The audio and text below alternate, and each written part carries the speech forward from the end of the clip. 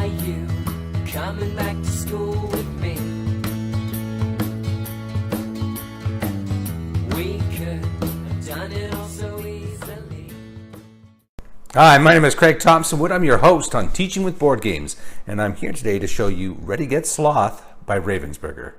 So Ready Get Sloth is one I actually found in my local Dollarama, and sometimes I just peruse the aisle there looking for things from, sometimes maybe things for my classroom, or just sometimes there's some cool things in there that I might like for myself. In this case, I came across this game, which was a nice little find. Don't always see, sometimes the games you see are ones that, just, they're not ones that appeal to me. Let's just leave it at that. But I saw this one. I'd never heard of this one before, so I thought I'd give it a chance. So what do I think of it? Well, before I get to that and the report card, let's take it to the table and I'll show you how it's played.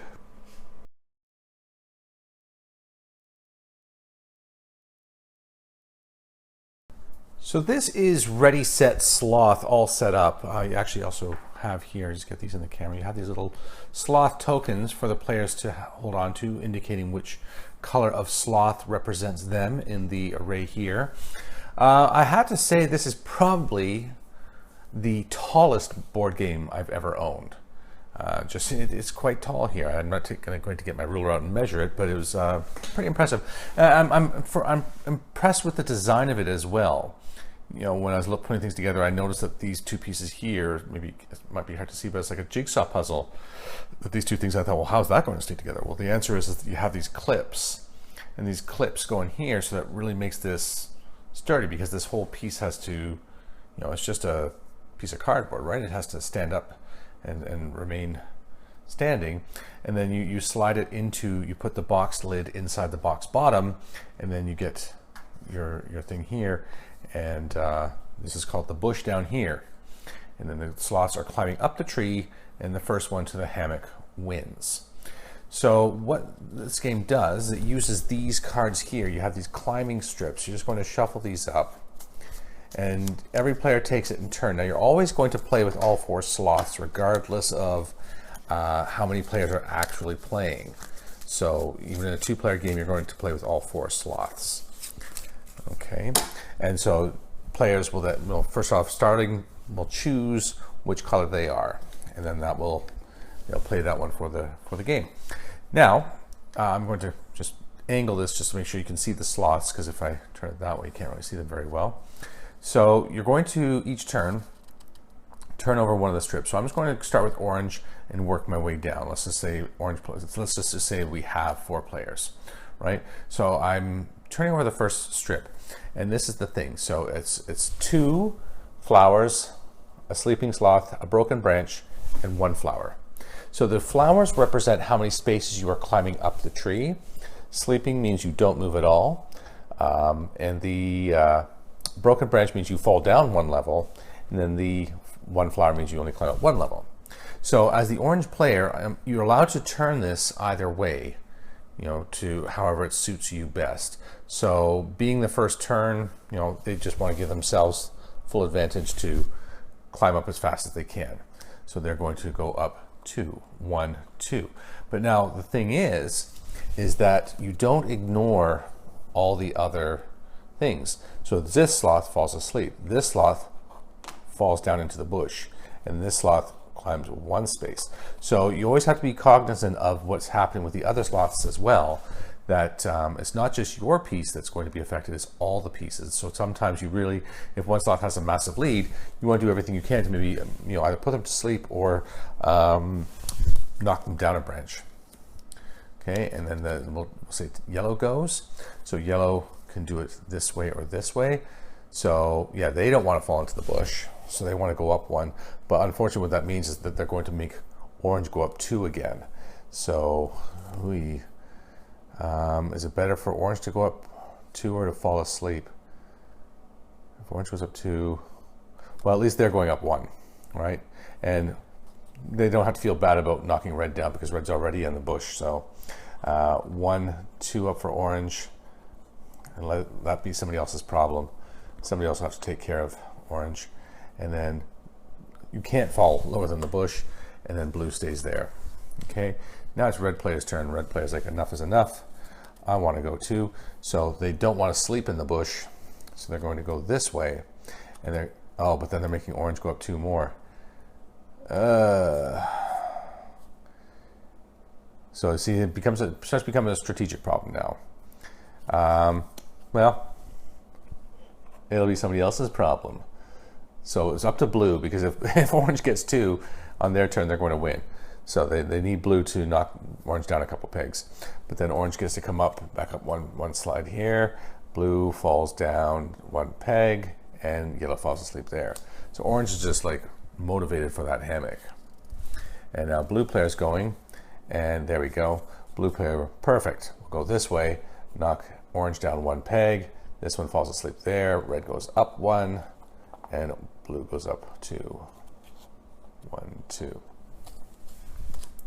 Right? And so on and so on. As I say, it goes up, sloths go back and forth, fall asleep, they get knocked down, they climb back up again. You're just never going to keep them down. And the first one to reach the hammock wins. Now, it may happen on a turn that maybe orange was here and yellow was here, and it's orange's turn. So orange is going to go 1, 2. They'll move themselves first before the yellow moves the 1 to claim the spot. But if I was the yellow player going, I would move myself first. You don't have to move in this order. I mean, whichever player is going will be the player to control, and they'll move themselves into the spot before the other one. Because otherwise, orange would always get that, and blue would get the distinct advantage, because you have to go left to right or right to left or whatever you're doing. So, but that's it. That is how you're playing Ready, Set, Sloth. But there is a variant, and I actually kind of like this variant. Makes it a little bit more interesting. On the backs of these colored sloths, they are actually all gray. And what you can do with this then is all the players can just shuffle these up and keep them in front of themselves randomly. And this would be especially interesting in like a 2 or 3 player game, because then there's one when there's not all the slots being used. Because if this is mine, this is the pugs. Yes, give me a second, pugs. You know, this is my color, but nobody knows that. So I'm trying to get up. Maybe I'm knocking blue down every now and again, or making, I can try and fool people into not knowing what I am, but really I'm blue. So having that hidden element, to me, was kind of a neat little touch that you could do with it. I thought that was a clever design in there. But whether you choose to play, but other than that, it plays exactly the same. So whether you play with knowledge of which color you are or hidden colors, that is how you play Ready, Set, Sloth.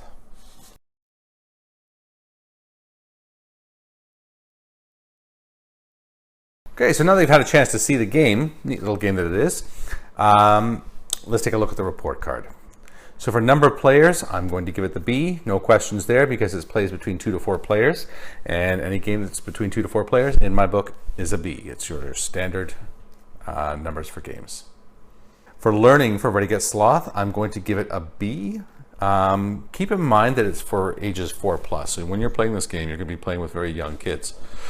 And so for that, I think the things that you're looking in there, you get some color recognition, you're getting counting 1s and 2s, you're getting, you can do things to talk about, strategies of like, well, how many more steps do you need to the top of the thing, to the hammock, and so you can do some deductions there. So a lot of different number of things you could be doing with it. And just the whole idea of left to right and following the path there, and like, which one is going to be taking which action based on the climbing strip.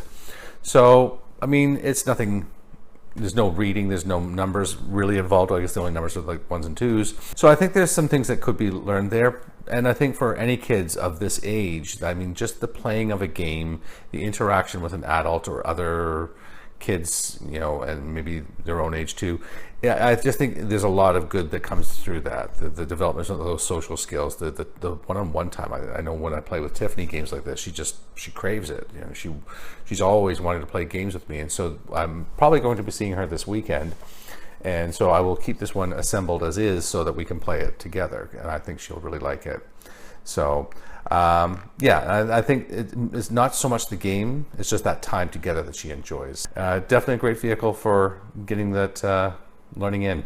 For fun, I'm going to give it a B minus, but as you saw, there's that variant, and I'm going to give that one the B plus. I think the game overall, like with its, like I like it that there is decision making. It's not like just roll and move. I mean, you're picking a tile, and the way you configure that tile, up or down, is going to determine what actions everything is taking. So you do have some decision making. And I like that. For a game this young to have the ability to make decisions is really cool. But I just think that beyond that, I mean, there's on those counting strips, you're just doing whatever you're told, right? Beyond that, one thing you can do is turning it up or down. But then there's that whole when you start to add in that element of I don't know who you are, like I don't know what color you are, and that to me, I thought that sounds a lot more exciting. So. So like I say, sometimes it's hard to judge these games which are for the very young, because I look at it and say, well, is that really fun? And maybe I'm not the greatest judge, but like I said, hopefully we'll be playing with this Tiffany very soon. And I mean, she's 6 now? So she's a little older than 4, but I mean, she's still around that age that I think this game will really appeal to her. So maybe I'll put something in the comment section below when I have played with her to let you know what she thinks. For time for Sloth, Ready Get Sloth, I'm going to give it a B. It plays, about 15 minutes is what it says on the box, and I agree. That's about how long it would take. Well, how long it did take. I played it a couple of times just to get a sense of it, and yeah. So it's a quick, easy game. Setup is pretty easy. The one thing I'm concerned with the setup is just those clips that go on the side of that tall tree that they're climbing. I just figure with constant more than one use, as you taking them off, putting them on, I'm just worried about like catching a corner on the cardboard and starting it to peel. I mean, worst come to worst, you could use something like bulldog clips on those hinges, those folding pieces to do the same job as those clips, but not as pretty, but at least, like I say, getting the job done. But I'm still into time, right? So yeah, it's going to take about as long as you want it to take for a game like this. You don't want this kind of game to drag on forever and ever, which something like Snakes and Ladders sometimes can if you keep going down those snakes. So this game is very quick. I mean, the most you're ever going to fall down is 1, and then you're pretty much back up again. So yeah, so it's a B. And for cost for Ready Get Sloth, I'm going to give it an A. I mean, to find this game in the dollar store, it was $5. And for $5 to find a game of like this quality with these quality components and design and everything that's gone into it, and the fact that I know like this kind of game is going to get like a lot of replay, I mean, that's fantastic for $5. So if you can find a copy of this, I would definitely recommend considering one for your classroom or your home. Okay, let me take you to my final thoughts.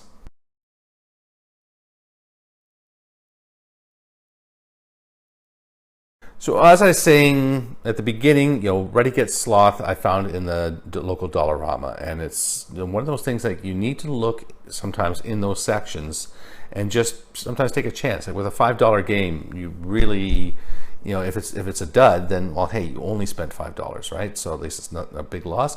But sometimes you find little gems, and I think this one is pretty cool. I like it. The game does get my recommendation for classrooms and homes, whatever you're looking to use a game like this to interact with the young people, to engage them in some games, get them off the devices, get them into doing something where they can socially interact with one another, and just enjoy some one-on-one time with the parents and grandparents, or whoever it is that you're playing with. And yeah, I think it's worth the money, worth the $5. All right. Well, that's going to be it for today. If you have any questions about Ready Get Sloth, or if you have any other suggestions for games you'd like to see on the channel, topics of discussion you'd like to recommend, then please leave me a message in the comment section below. Love to hear from the viewers. Love to get your ideas and feedback. So until next time, I'm your host on Teaching with Board Games, Craig Thompson Wood, saying thanks for coming to the classroom. Are you coming back to school with me?